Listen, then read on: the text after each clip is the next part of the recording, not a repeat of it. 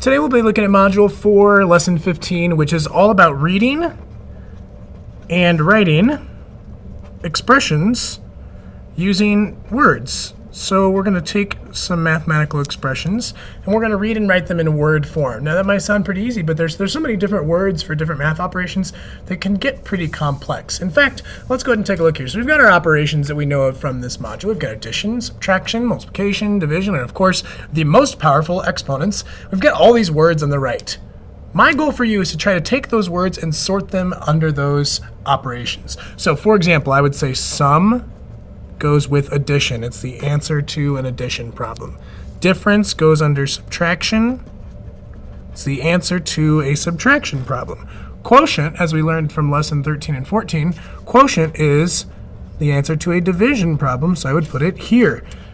Go ahead and try to sort as many of those words on your own into those operations as you can. Cross them off as you go so you can keep track. This should take you 1 or 2 minutes to try to get them all sorted. All right, so I'm going to keep going through here. So I should have product under multiplication as the answer to a multiplication problem. A power obviously goes with exponents. We don't have too many words for exponents. Divide is pretty straightforward.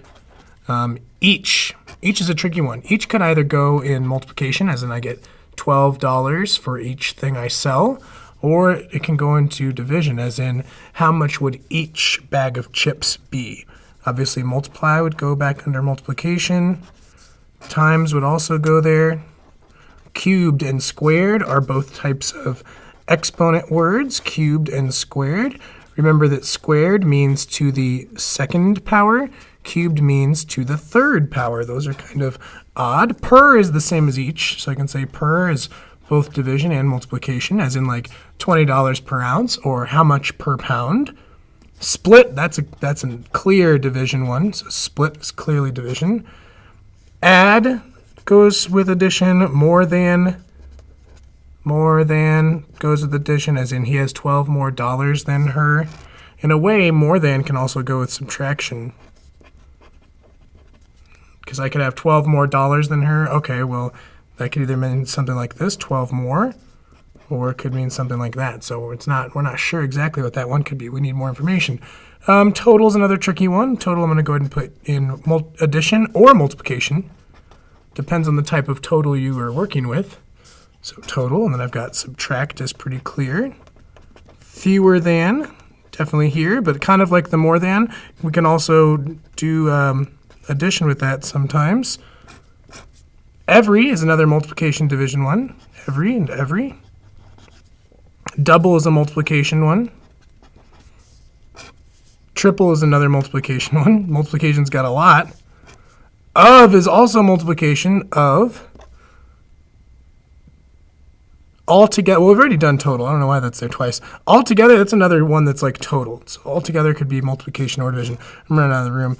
In all is also like total, so I can do in all in both multiplication and addition. How many more is like fewer than. Increased by is definitely here.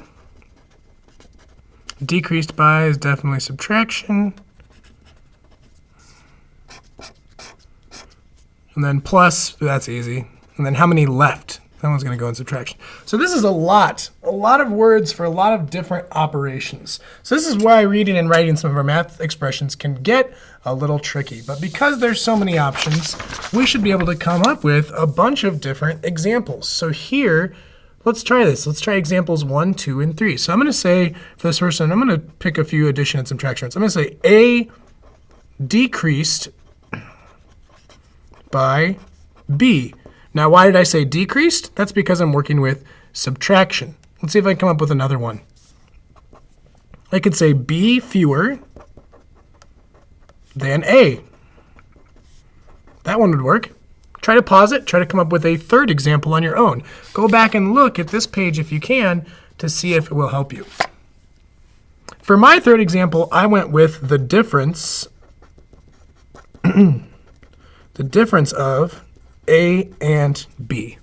The difference of A and B. You also might say B less. Include another one here. B less than A. If you're not sure on one of the examples you went with, go ahead and ask me when you get a chance. Okay, let's keep going. So now I see x, y. Remember, first of all, this means x times y. That's literally what that means. This means the same thing as x times y. So technically, that's one of the word ones you can have. Let's go ahead and see if we can see another one. I might say x multiplied by y. See if we can get two more examples. So go ahead and take a look at the other page. See if you can come up with one. Let's see. I'm going to say the product of x and y. And if I can come up with a third one, I might say, let's see. I might say this is kind of a tricky one for multiplication. I guess you can use the word of. You could say x of y. Or if you think of it like this, x pieces of y. That kind of would work there. All right. Well, let's keep going. All right. Again, remember this means 4 times f. I'm going to do the first example in each column, and then I want you to come back and see if you can try them on your own. So here I'm going to say the product means to multiply of 4 and f plus p. So that's a pretty straightforward one. But this next one, I'm going to say the difference of b cubed and d. I actually got to switch that around. The difference of d and b cubed would be much better. This one's tricky right here. This one, when I see the parentheses, I need to think like this. 5 times the quantity. And then I'm going to continue. 5 times the quantity u minus 10 increased by h. Increased by h. So every time you do one like this, I want you to start with 5 times the quantity. 5 times the quantity. That's what it means when you see those parentheses. 5 times the quantity. Same thing on the third one. 5 times the quantity. There we go. So you're going to continue these in just a second. All right, and now this last one. This one is a lot like the ones we worked with on Friday in lessons 13 and 14. I'm going to say the quotient of 3 and the sum of d and f. I don't know why I used an exclamation point. I guess I'm just excited about that one. So see if you can go grab 2 more examples for each row. See if you can do that in about 2 minutes. And in 2 minutes, when you're ready, come on back from the video and check and see if you match up with any of the ones I match up with, or if you're close and you just need to switch a few things. And check back in about 2 minutes.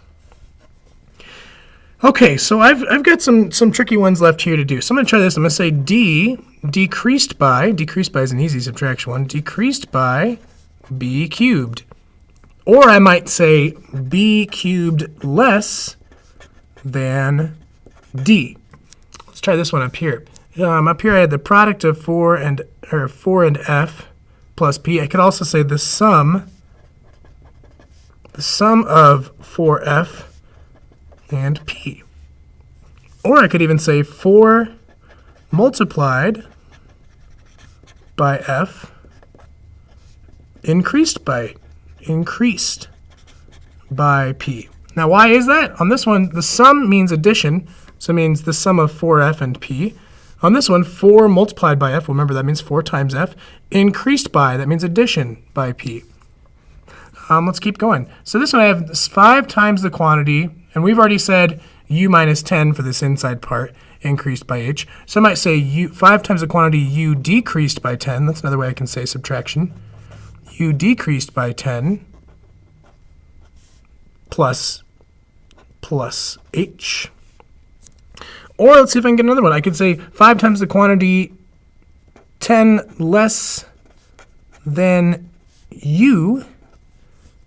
And again, I could use increased again. Increased by 10. No, not by 10, by h. So again, the less than right here, 10 less than u, that order is important. This means 10 less than u, or it means u decreased by 10, or it means u minus 10, all of those. Of course, last one here on our list here, I'm going to say 3 divided by 3 divided by the quantity, since it's down there by itself, by the quantity D plus F. Or let's think of what else I could say. Quotient, I've got divide, I've got each per split. I could even say 3 split into groups of the sum of D and F. That is a pretty funky example right there. 3 split into the groups of the sum of D and F. Some of these more complex ones, it gets a little harder to try to get those going.